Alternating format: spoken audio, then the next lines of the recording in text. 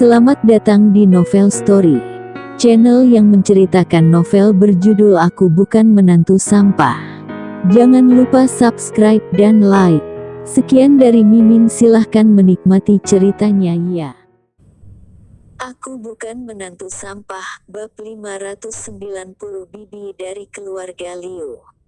Belakangan ini, Andrew terlibat dalam bisnis batu giok dan barang antik. Berteman dengan orang-orang kawasan metafisika, dia secara perlahan mulai percaya pada Feng Shui, dan juga sama sekali tidak meragukan perkataan Rocky.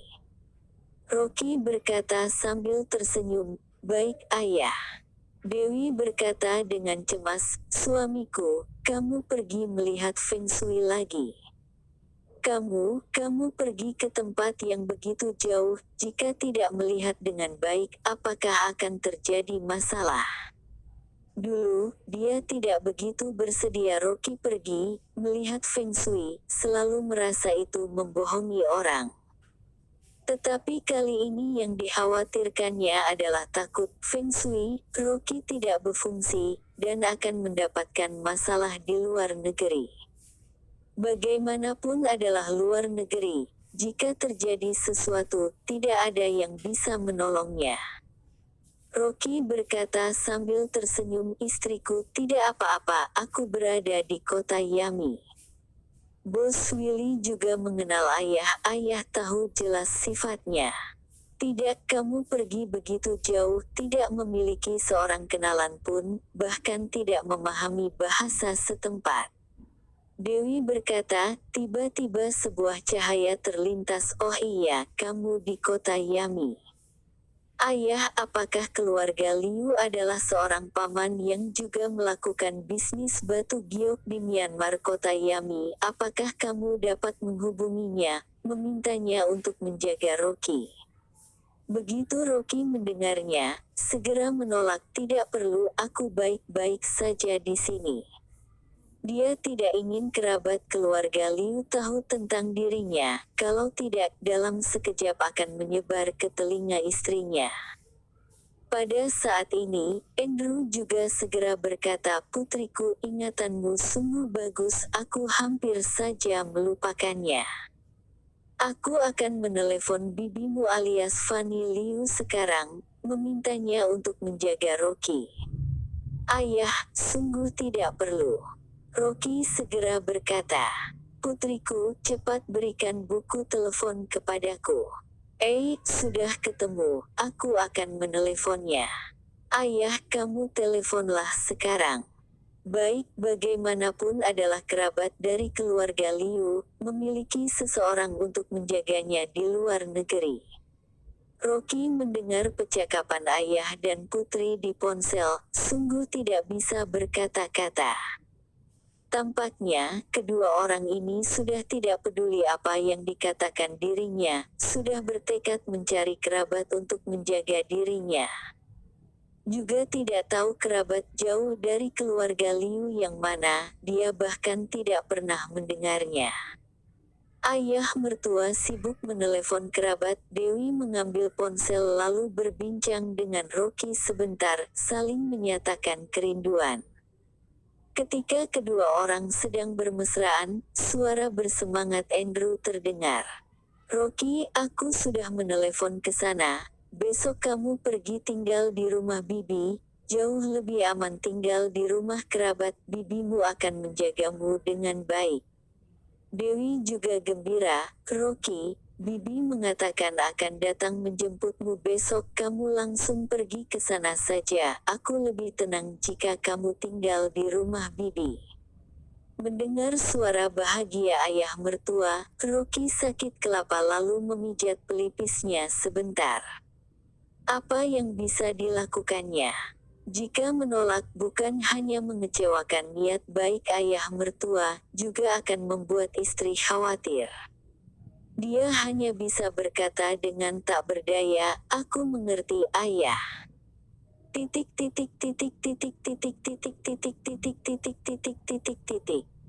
Setelah selesai menelepon, Rocky berjalan keluar dari hotel, berjalan-jalan sebentar dengan santai. Fanny Liu yang dihubungi ayah mertua adalah kerabat jauh keluarga Liu, sudah lama mengikuti suaminya pergi ke Myanmar, dikatakan bahwa terlibat dalam bisnis batu giok menghasilkan sedikit uang.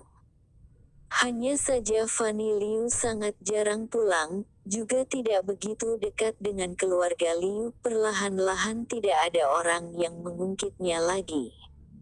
Jika bukan karena Dewi mengingatkan, takutnya Andrew juga tidak akan mengingat adik sepupu ini.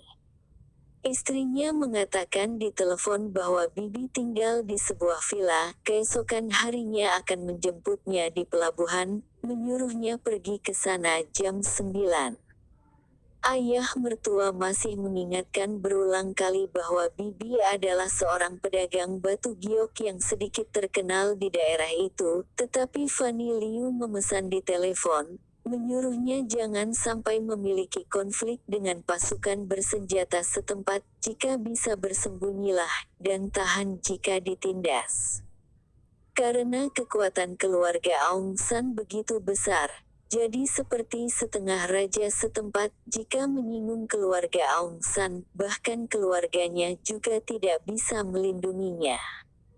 Rocky berjalan-jalan tidak begitu lama, tiba-tiba menerima panggilan telepon dari Aung Kris mengundang dia pergi ke perjamuan makan, mengatakan telah memesan sebuah restoran, hanya mengundang Willy Woo dan 2-3 orang yang terpercaya, orang tidak banyak, tidak akan mengganggunya.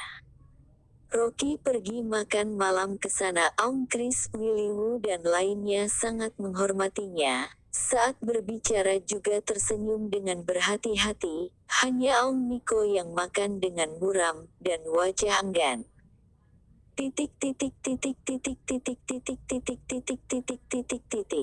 Keesokan paginya, Rocky naik kapal feri di dermaga untuk melintasi laut ke kota Yami. Aung Kris dan lainnya menunggu di luar pintu hotel, sudah mengatur helikopter untuk membawanya melintas laut, tetapi Rocky memikirkan Bibi sekeluarga menunggu di dermaga, jika 7 atau 8 helikopter singgah di dermaga, dan juga ada lambang keluarga Aung San beruang hitam yang mencolok di badan pesawat, lebih baik naik kapal feri seperti turis biasa saja. Tutut. Seiring suara panjang kapal feri, kapal perlahan-lahan menepi. Rocky mengikuti kerumunan, berjalan menuruni tangga, lalu menginjak dermaga kota Yami lagi. Dia berdiri di sebuah sudut dermaga, memandang ke kerumunan, tetapi tidak melihat Bibi yang datang menjemputnya.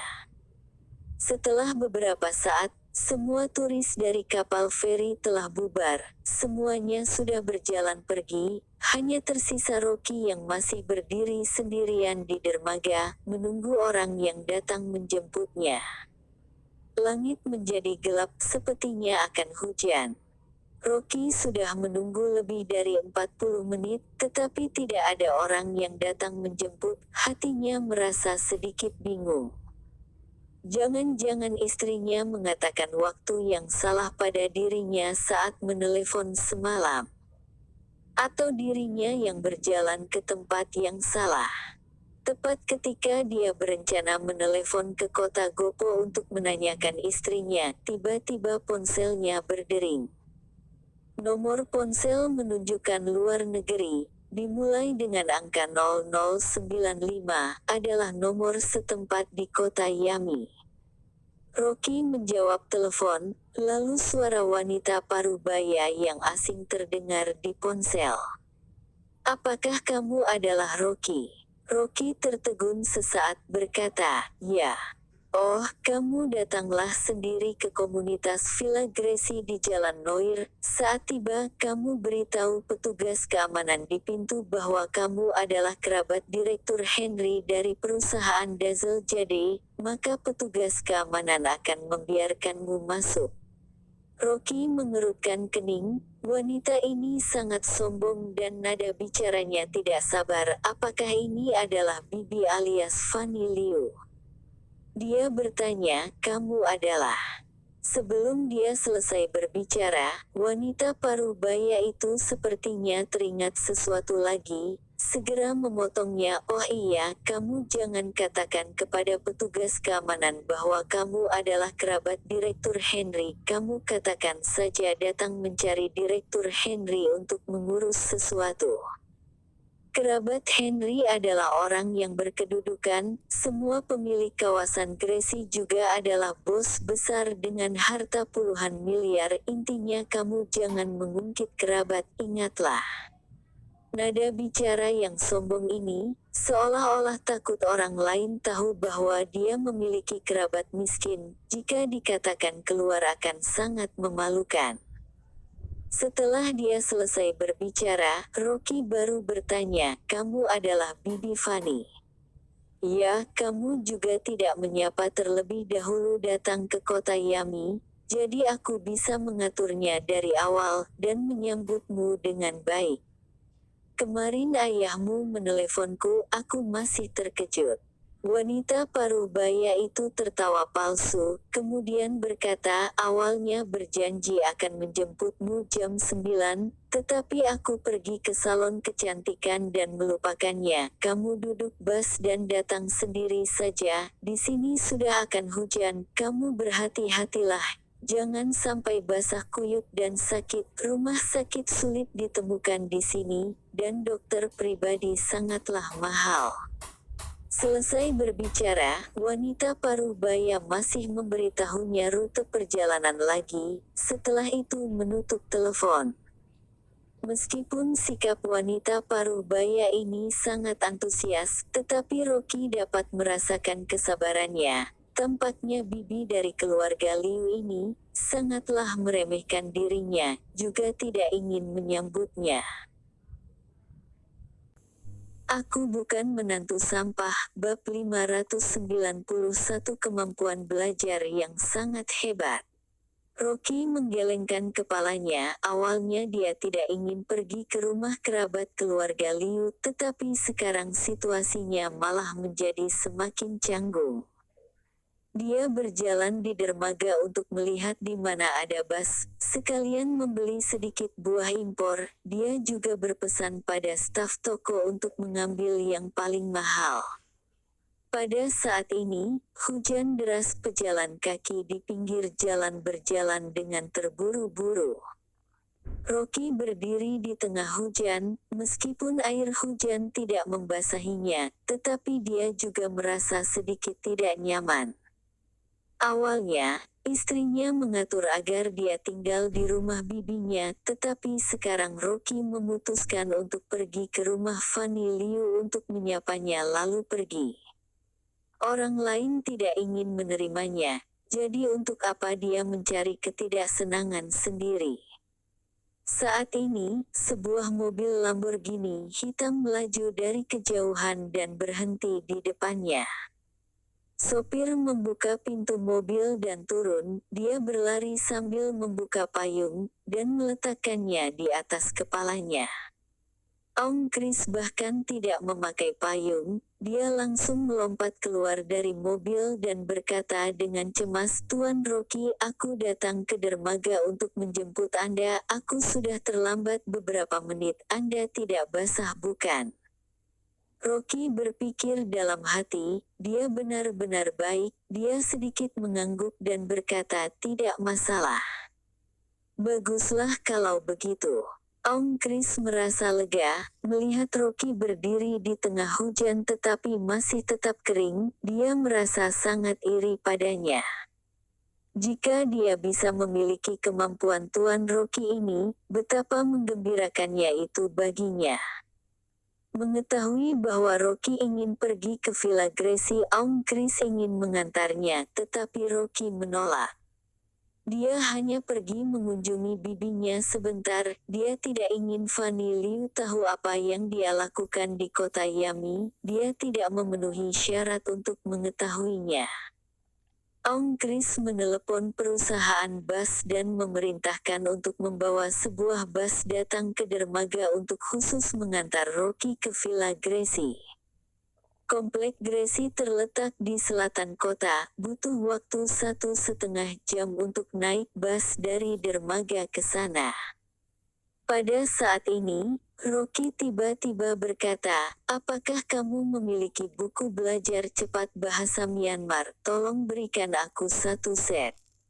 Ong Kris tertegun sejenak dan dengan refleks berkata, Tuan Rocky, apakah Anda ingin belajar bahasa daerah kami? Bahasa daerah kami agak rumit dan sangat sulit untuk dipelajari, lebih baik aku mengutus satu penerjemah khusus untukmu saja. Tidak perlu. Rocky menggelengkan kepalanya. Dia merasa tidak leluasa membawa penerjemah.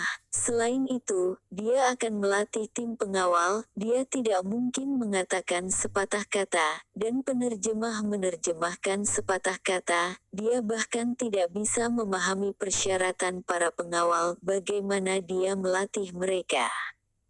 Melihat Rocky bersikeras, Ong Kris terpaksa memanggil sekretaris Kim untuk datang sekalian membawa satu set buku pelajaran bahasa daerah, dan membawa tablet dengan perangkat lunak pembelajaran bahasa daerah untuk bisa dia gunakan.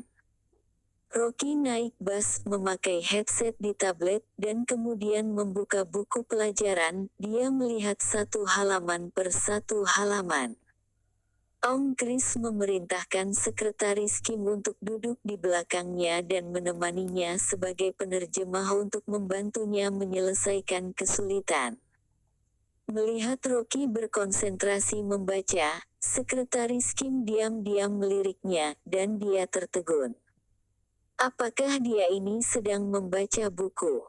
Dia melihat Rocky memakai headset, membaca sejenak, dan membalik halaman buku dengan cepat. Waktu dia membaca setiap halaman buku hanya 10 detik, kemudian dengan cepat beralih ke halaman berikutnya. Daripada disebut membaca, itu lebih baik disebut membalik buku. Sekretaris Kim tercengang, bahkan seorang jenius pun tidak mungkin belajar secepat itu. Mungkin Rocky hanya melihat-lihatnya saja.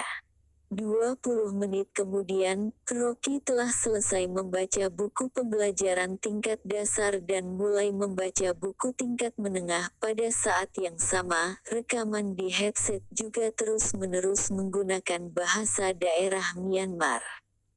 Dia sangat berkonsentrasi, kelima inderanya telah meningkat hingga maksimal. Energi sage yang bekerja di tubuhnya telah mencapai keadaan tanpa ego. Setiap kalimat rekaman di headset langsung melekat di benaknya. Setiap halaman yang dia baca, semua isinya juga sudah diingat. Perjalanan 1,5 jam sudah cukup baginya untuk selesai membaca 5 buku pembelajaran, meskipun tidak bisa mencapai tingkat mahir, tetapi itu sudah cukup untuk kehidupan sehari-hari. Sekretaris Kim menatap Rocky, dan tiba-tiba menyadari ada kabut putih mengepul di atas kepalanya, seolah-olah dewa bermeditasi, dan dia tidak berani mengatakan apa-apa. Ini adalah pertama kalinya dia melihat orang membaca buku namun tampak seperti bermeditasi. Sekretaris Kim tidak berani mengatakan apapun, dan tidak berani bertanya apapun, karena takut mengganggu Rocky. Iklim di kota pesisir laut berubah dengan cepat. 1,5 jam kemudian, hujan telah berhenti. Rocky juga turun dari bus dan meregangkan tubuhnya yang kaku sejenak. Dia juga merasa sedikit lucu ketika dia SMA. Dia tidak belajar serajin tadi. Sekretaris Kim buru-buru mengikutinya, dan dengan antusias berkata dengan bahasa Yuga, Tuan Rocky, aku akan menunggu di luar. Jika Anda membutuhkan penerjemah, atau jika memerlukan bantuan, Anda bisa menghubungiku kapan saja. Aku akan datang kapan saja. Rocky berbalik dan berkata sambil tersenyum, "Oke, terima kasih. Kamu kembali ke rumah keluarga Aung San saja dulu. Tolong sampaikan terima kasih kepada Tuan Aung Kris. Kamu bawa buku-buku pelajaran ini kembali. Aku sudah selesai membaca semuanya." Setelah selesai bicara, dia menyerahkan buku pelajaran kepadanya, berbalik dan berjalan menuju komplek Gracie di seberang stasiun. Sekretaris Kim memegang buku pelajaran dan membuka mulutnya dengan takjub. Syok di wajahnya tidak bisa diungkapkan dengan kata-kata. Perkataan yang dikatakan Rocky tadi sepenuhnya menggunakan bahasa Myanmar. Bahasanya mahir dan sangat fasih, dia bahkan tidak menemukan ada kesalahan kalimat. Mungkinkah dia telah selesai membaca 5 buku pelajaran tebal ini dalam waktu 1,5 jam tadi? Sekretaris Kim menatap buku pelajaran di tangannya dengan melamun seperti patung. Ini adalah buku pelajaran yang dipergunakan oleh Universitas Bahasa Asing untuk siswa internasional. Sistem pembelajarannya 1,5 tahun dan 6 jam pelajaran per hari, sedangkan Rocky hanya menghabiskan 1,5 jam untuk menyelesaikan semua mata pelajaran yang orang lain harus pelajari selama 1,5 tahun. Kacamata Sekretaris Kim sudah hampir merosot turun, dia terus menelan air ludah, dia menatap bagian belakang Rocky dengan takut, dan bergumam. "Tuan Rocky. Benar-benar luar biasa." Rocky berjalan ke seberang stasiun, dia melihat komplek Gracie adalah villa yang indah, sering ada mobil-mobil mewah yang datang dan pergi. Setelah dia mengatakan kepada penjaga keamanan bahwa dia adalah kerabat Direktur Henry, dia diizinkan masuk. Rocky mengikuti alamat yang diberikan bibinya, dia berhenti di depan villa 2 lantai dan menekan bel pintu. Seorang wanita parubaya yang memakai piyama berjalan keluar dari ruang tamu sambil menguap dan membuka pintu. "Bibi." Rocky memanggilnya dengan sopan. Wanita parubaya itu menatapnya dari atas ke bawah, dia mengangguk dan berkata, "Aku masih khawatir kamu akan kehujanan di jalan, dan aku sudah bersiap menyetir untuk menjemputmu." Rambut keritingnya dicat menjadi warna kuning, dia berusia di atas 40 tahun dan memiliki tubuh yang sedikit gemuk. Bisa dilihat bahwa dia biasanya hidup dalam lingkungan yang nyaman. Dia memakai perhiasan giok berharga di tangan dan lehernya. "Bibi, aku datang ke sini dengan terburu-buru dan tidak membawa makanan khas apapun, jadi aku hanya membeli sedikit buah." Rocky menyerahkan buah kepadanya. Wanita parubaya itu meliriknya sejenak, lalu berkata sambil tersenyum, "Tidak perlu membawa apa-apa, di rumah ada banyak, kami tidak memakannya." Setelah selesai bicara, dia tidak mengambil buah di tangan Rocky, dia berbalik dan berjalan ke dalam rumah, dia berkata sambil berjalan, "Cepat masuk." Rocky menarik tangannya kembali, dia berjalan menuju ke dalam sambil membawa buah dengan canggung. Ruang tamu villa ini sangat mewah, menunjukkan kekayaan keluarga, dan dalam sekilas dapat dilihat bahwa pemiliknya memiliki bisnis batu giok. Lukisan giok di dinding, patung giok yang diletakkan di lantai sebelah TV, dan berbagai ornamen giok di meja teh dan rak buku semuanya sangat mahal. Fanny Liu masuk ke ruang tamu dan duduk di sofa kulit, dia menyisir rambutnya sambil berkata, "Aku sudah bertahun-tahun tidak kembali ke kota Gopo, bagaimana kabar ayah mertuamu Andrew di kota Gopo akhir-akhir ini?" Rocky meletakkan buah di atas meja teh dan berkata, "Cukup baik." "Baguslah kalau begitu. Saat ini aku berada di luar negeri, dan jarang kembali, sudah tidak memiliki kontak dengan banyak kerabat." Fanny Liu menyisir rambutnya 2 kali, dan tiba-tiba berkata, "Tidak disangka, keluarga Liu tahun ini tidak beruntung, perusahaan bangkrut." Dulunya saat tahun baru Imlek atau Hari Raya, aku masih bisa berteleponan dengan Ando, menanyakan tentang situasi keponakan-keponakan. Sekarang keluarga Liu bangkrut, aku sudah tidak bisa menghubungi mereka lagi. Rocky tersenyum canggung, dia hanya mengangguk dengan sungkan. Dia tidak menyangka Fanny Liu memiliki hubungan yang cukup baik dengan Ando. Jika dia tahu itu sejak awal, dia tidak akan datang. Fanny Liu menatapnya sejenak dan berkata dengan tersenyum sinis, "Aku dengar kebangkrutan keluarga Liu ada hubungannya denganmu, apakah itu benar?" Terima kasih telah menonton, jangan lupa like, komen dan subscribe ya teman-teman agar saya semangat melanjutkan novel ini.